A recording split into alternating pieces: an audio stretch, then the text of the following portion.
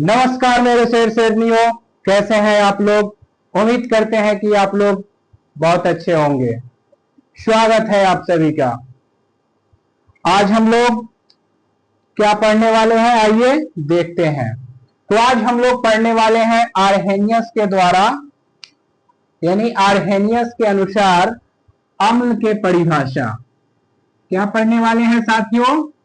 Arrhenius के अनुसार अम्ल के परिभाषा।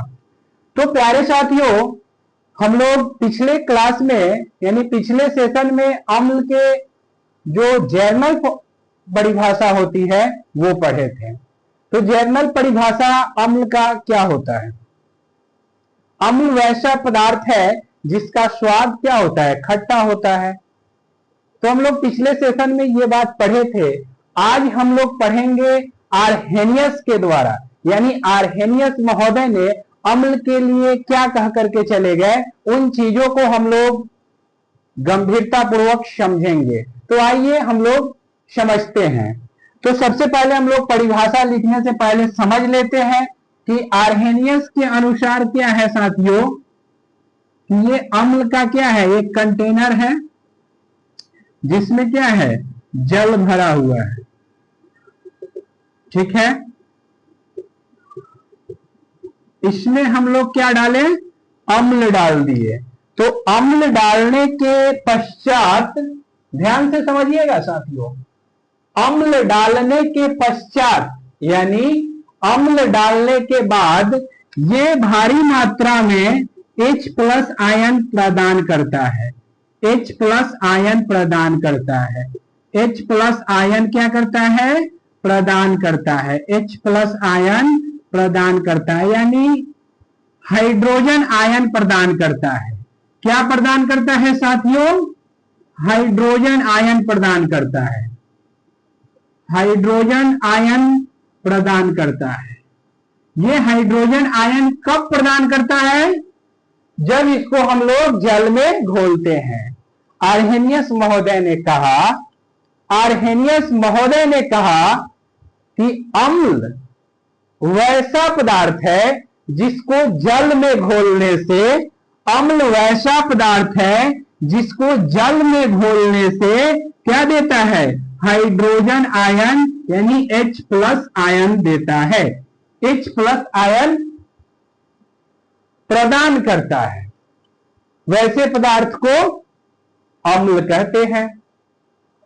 तो साथियों, उम्मीद कर रहे हैं कि आप लोग आर्हेनियस महोदय के वक्तव्य को, यानी आर्हेनियस महोदय जो अम्ल के बारे में अपना कथन छोड़ करके चले गए, इस चीज को आप लोग समझ गए होइएगा। मैं फिर से रिपीट कर देता हूं। एक तो अम्ल का जर्नल ये परिभाषा था कि चलिए बोलचाल की भाषा में वैसा पदार्थ जिसका स्वाद खट्टा हो, उसको हम लोग क्या कहते हैं साथियों? अम्ल कहते हैं। लेकिन अब बात आ रही है आर्हेनियस द्वारा अम्ल की परिभाषा। एग्जाम में क्वेश्चन यहां से खूब पूछा जाता है कि आर्हेनियस द्वारा अम्ल का परिभाषा लिखे, या आर्हेनियस महोदय के द्वारा अम्ल की परिभाषा लिखे। तो आर्हेनियस महोदय ने क्या कहा? प्यारे साथियों ध्यान से समझिएगा। आर्हेनियस महोदय ने क्या कहा कि जब अम्ल को हम लोग जल में मिलाते हैं, यानी अम्ल को हम लोग किसमें मिलाते हैं साथियों? जल में मिलाते हैं, यानी पानी में मिलाते हैं।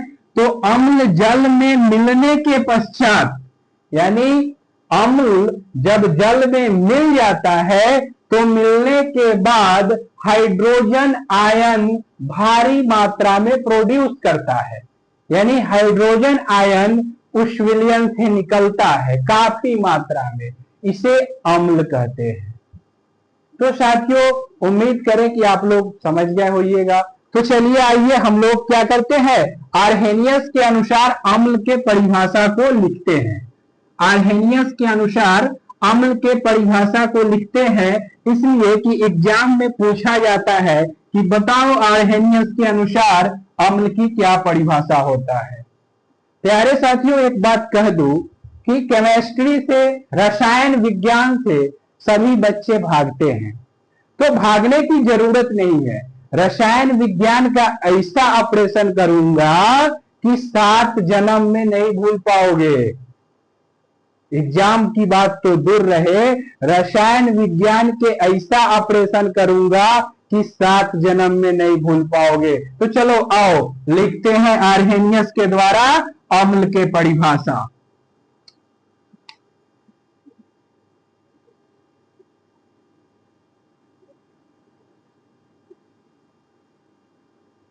अम्ल को इंग्लिश में क्या कहते हैं साथियों? एसिड कहते हैं। बिहार बोर्ड वाले बच्चे का इंग्लिश थोड़ा सा कमजोर होता है, तो देखिए अम्ल को एसिड कहते हैं। अम्ल वैसा पदार्थ है, यह वैसा पदार्थ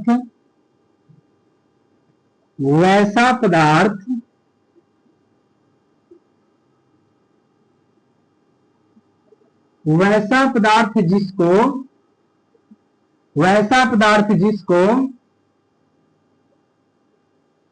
जल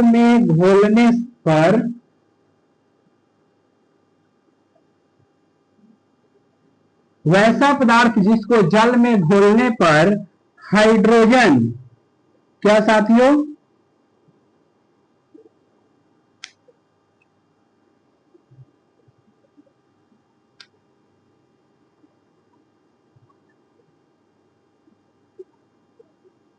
हाइड्रोजन आयन प्रदान करता है।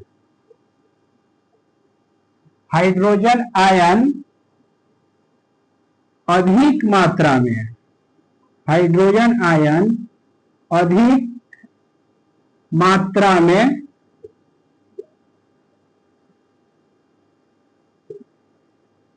प्रदान करता है।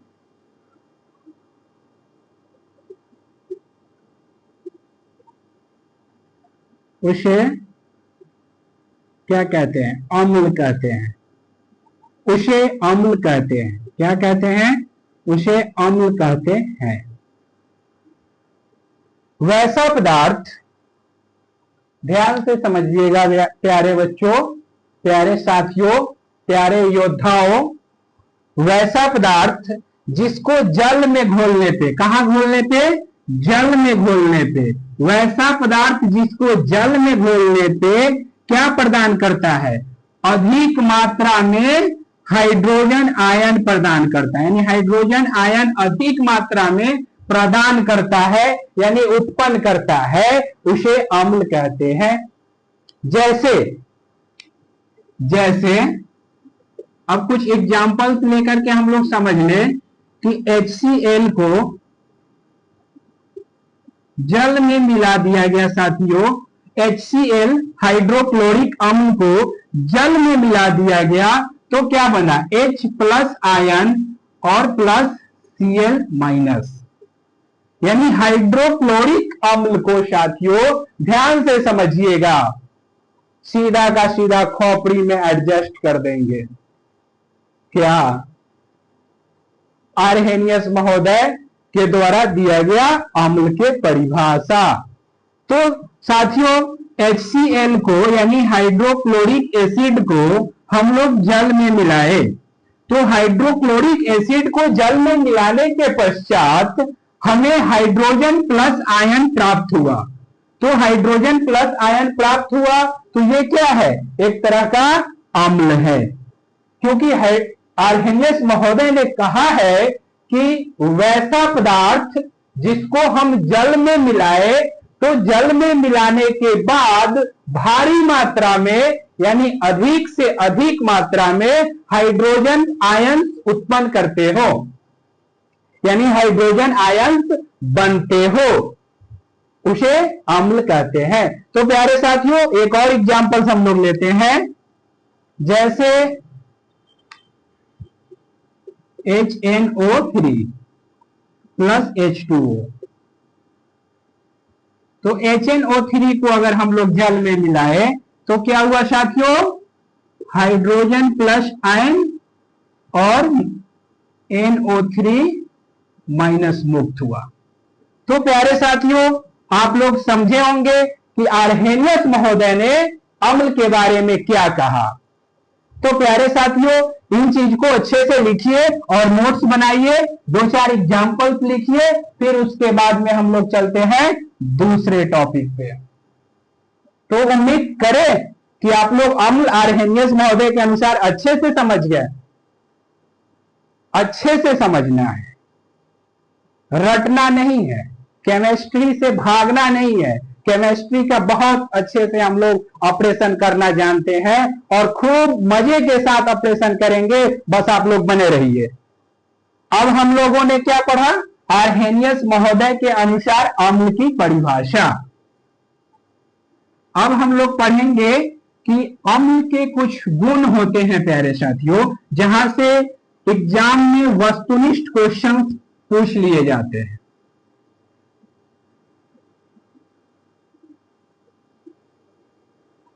अब हम लोग क्या देखेंगे साथियों कि अम्ल के कुछ गुण होते हैं जिससे रिलेटेड प्रश्न आपके परीक्षा में पूछ लिया जाता है।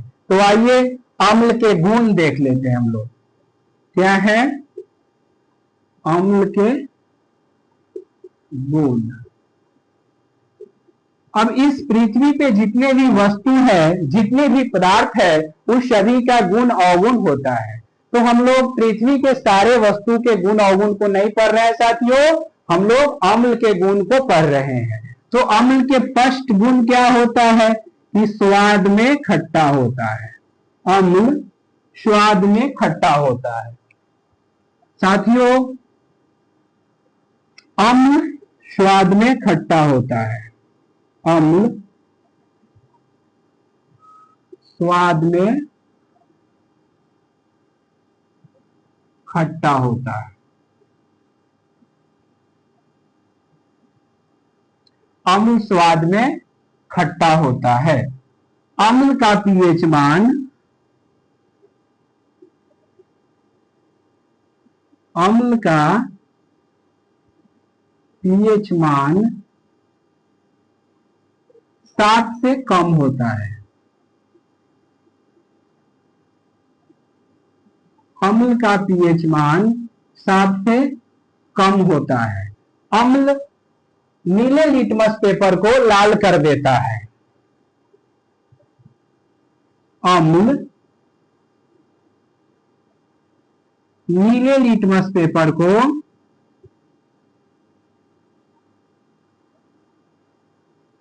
अम्ल नीले लिटमस पेपर को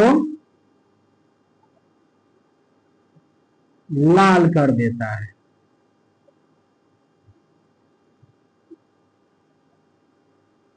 अम्ल नीले लिटमस पेपर को क्या कर देता है साथियों? लाल कर देता है। तो यहां से वस्तुनिष्ठ क्वेश्चन कैसे पूछ लिए जाते हैं कि निम्नलिखित में से किसका स्वाद खट्टा होता है? तो बताओ मेरे वीर योद्धाओं, निम्नलिखित में से किसका स्वाद खट्टा होता है? तो निम्नलिखित में से अम्ल का स्वाद खट्टा होता है, तो अम्ल रहेगा ऑप्शन में, आप लोग आसानी से टिक कर दोगे। उसके बाद है कि अम्ल का पीएच मान कितना होता है? तो अम्ल का पीएच मान कितना होता है साथियों? 7 से कम होता है। तो ऑप्शन में रहेगा 7 से कम, 7 से अधिक, 7 के बराबर, इनमें से कोई नहीं। तो 7 के अधिक मारोगे, 7 से अधिक या 7 से कम, अब तो फंस गए। तो प्यारे साथियों, अम्ल का पीएच मान 7 से कम होता है। अब ये पीएच स्केल हम लोग अच्छा से आगे पढ़ेंगे, लेकिन थोड़ा सा पीएच स्केल समझ लेते हैं। जैसे साथियों मान लो कि ये क्या है, पीएच स्केल है, यहां 0 है, ठीक है।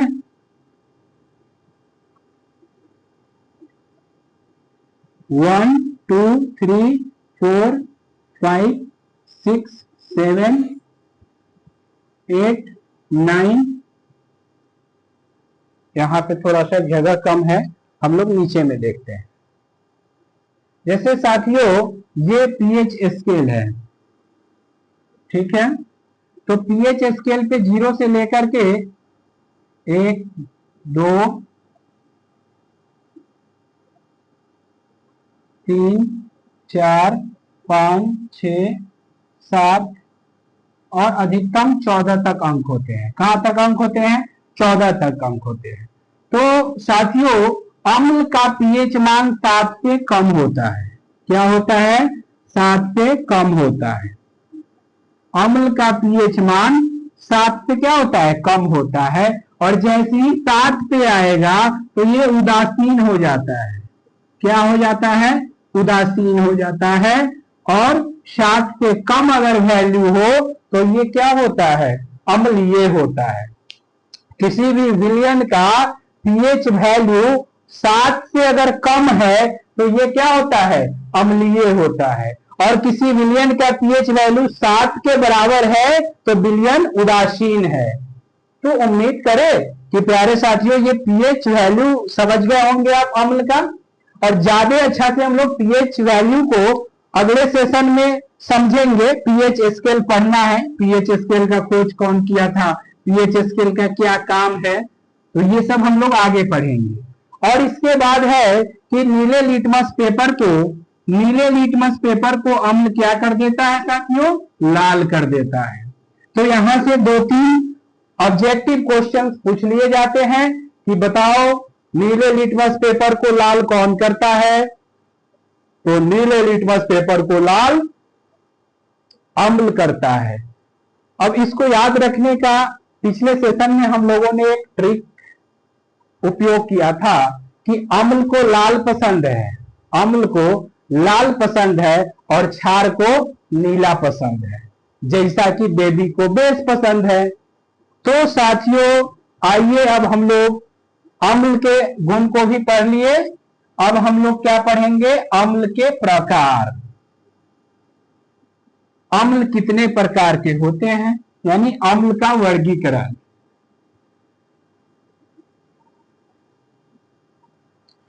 अम्ल का वर्गीकरण।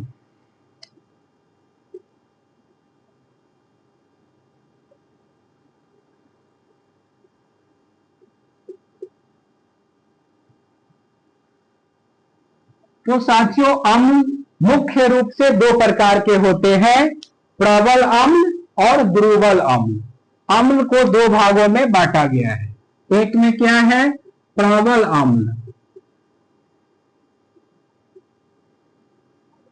जिसको मजबूत अम्ल भी कहते हैं साथियों।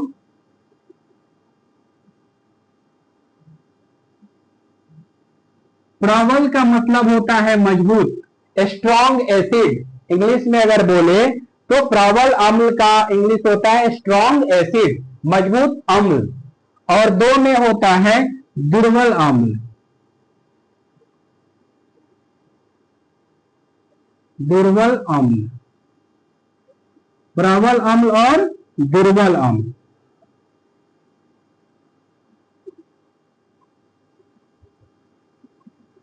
कमजोर अम्ल इंग्लिश में कहते हैं वीक एसिड। क्या कहते हैं प्यारे साथियों?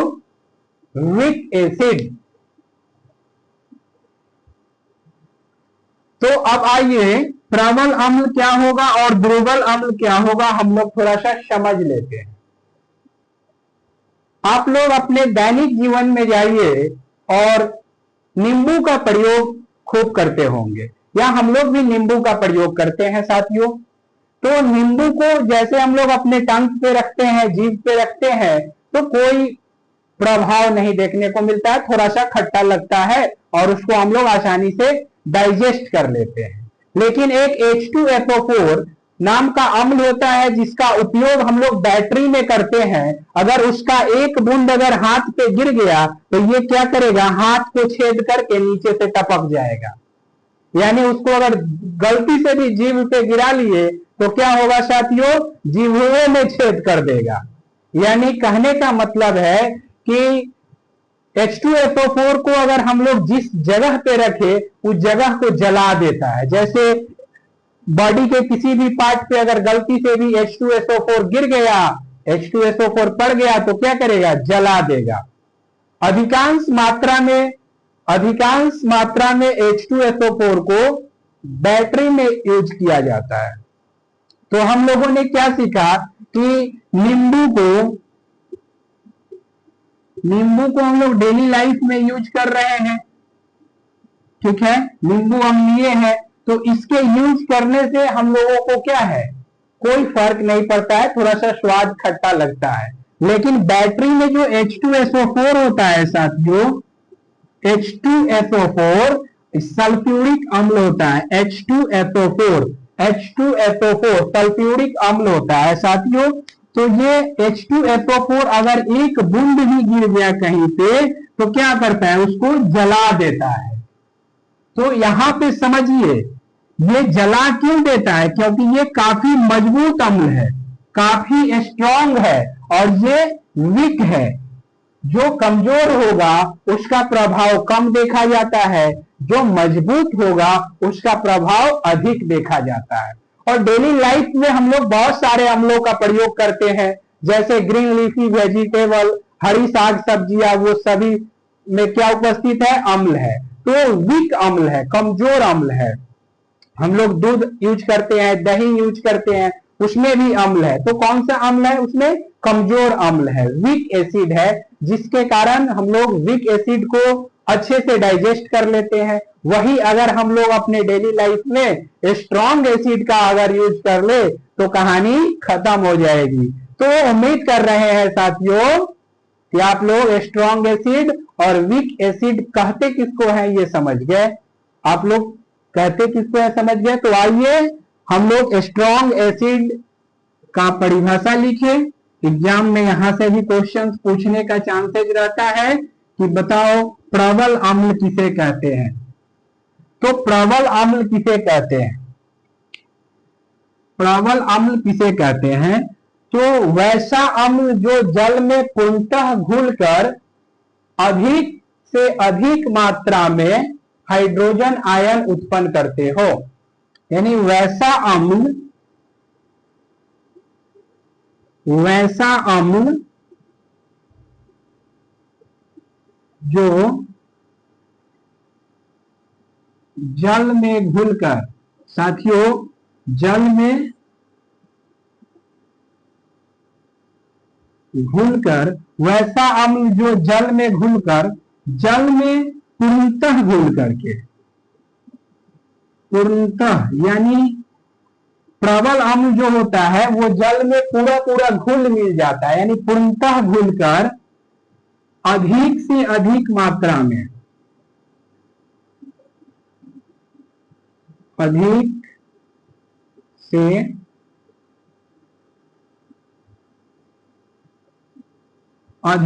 अधिक मात्रा में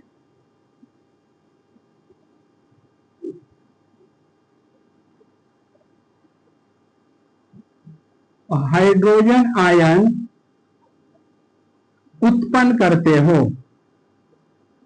हाइड्रोजन आयन उत्पन्न करते हो, उसे प्रबल अम्ल कहते हैं, उसे प्रबल अम्ल कहते हैं। क्या कहते हैं, प्रबल अम्ल कहते हैं। जैसे HCl जिसको हाइड्रोक्लोरिक एसिड कहते हैं, H2SO4 जिसको सल्फ्यूरिक एसिड कहते हैं, इत्यादि। अब क्या होता है साथियों कि जब हम प्रबल अम्ल को क्या करते हैं, जल में घोलते हैं, यानी एक हम बीकर लेते हैं, ठीक है, ये जल से भरा हुआ है और इसमें क्या करेंगे, हम प्रबल अम्ल को डालेंगे, प्रबल अम्ल को डालेंगे तो प्रबल अम्ल डालने के पश्चात, यानी प्रबल अम्ल डालने के बाद इसमें हाइड्रोजन आयन काफी मात्रा में क्या होगा, उत्पन्न हो जाएगा। इसमें हाइड्रोजन आयन काफी मात्रा में क्या होगा, उत्पन्न हो जाएगा, हाइड्रोजन आयन काफी मात्रा में उत्पन्न हो जाएगा।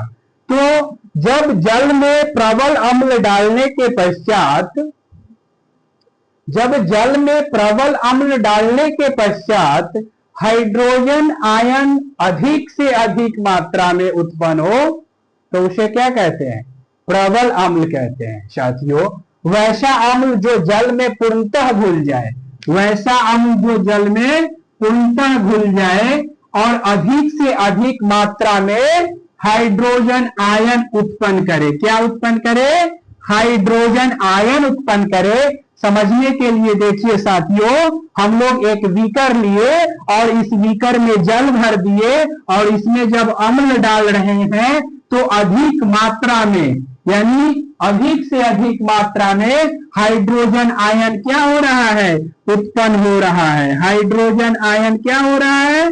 उत्पन्न हो रहा है। हाइड्रोजन आयन अधिक मात्रा में क्या हो रहा है साथियों? उत्पन्न हो रहा है। तो हाइड्रोजन आयन अधिक मात्रा में उत्पन्न हो तो ऐसे अम्ल को हम लोग क्या कहते हैं? प्रबल अम्ल कहते हैं। और प्रबल अम्ल का उपयोग हम लोग डेली लाइफ में नहीं करते हैं। प्रबल अम्ल का अधिक से अधिक उपयोग बैटरी में किया जाता है। किसमें किया जाता है? बैटरी में किया जाता है। तो चलिए आइए हम लोग आगे की तरफ चलते हैं। अब दुर्बल अम्ल को देख लेते हैं साथियों।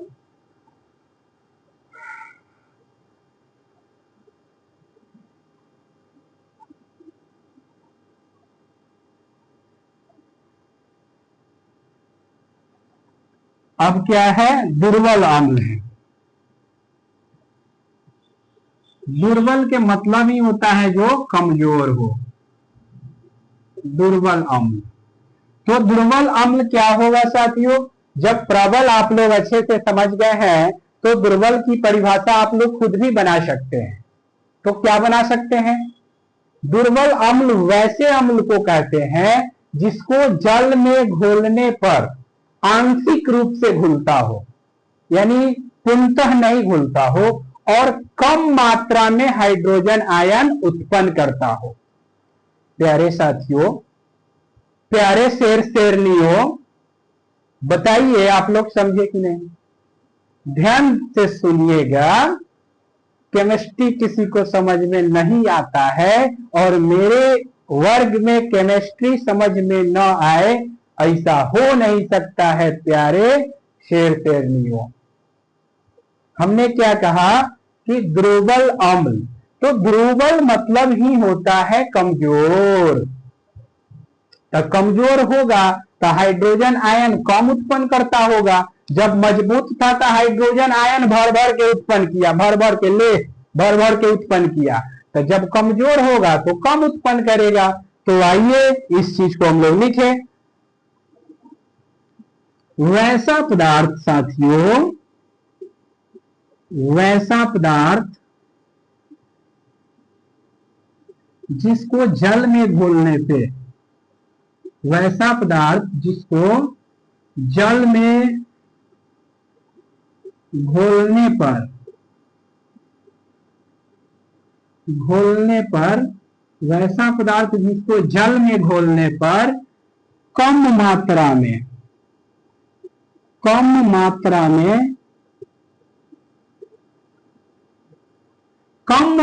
में हाइड्रोजन आयन उत्पन्न करते हो। हाइड्रोजन आयन उत्पन्न करते हो। कम मात्रा में हाइड्रोजन आयन यानी H+ आयन उत्पन्न करते हो।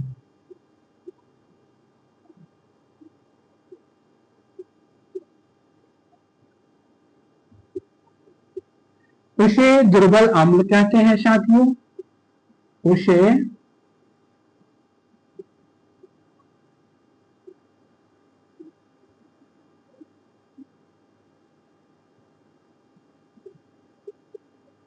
क्या कहते हैं? दुर्बल अम्ल कहते हैं। जैसे H2CO3 क्या है? H2CO3 को कार्बनिक अम्ल कहते हैं।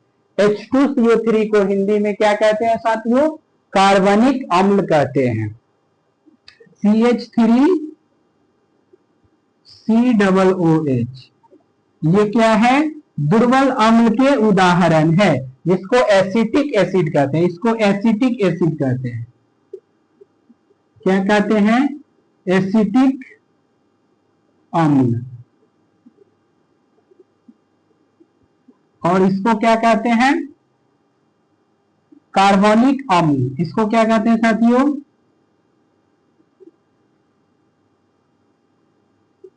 कार्बोनिक अम्ल।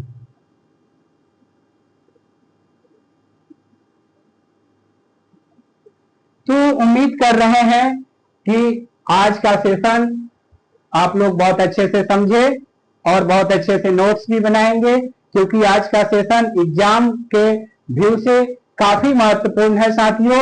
आर्हेनियस के कथन को हमेशा से बिहार बोर्ड पूछता आया है और खूब पूछता है। तो साथियों, आज का सेशन आप लोगों को काफी अच्छे से समझ में आया। कमेंट बॉक्स खुला हुआ है। जय हिंद। फिर हम लोग मिलेंगे अगले सेशन में। तब तक के लिए मजे से आप लोग पढ़ाई कीजिए।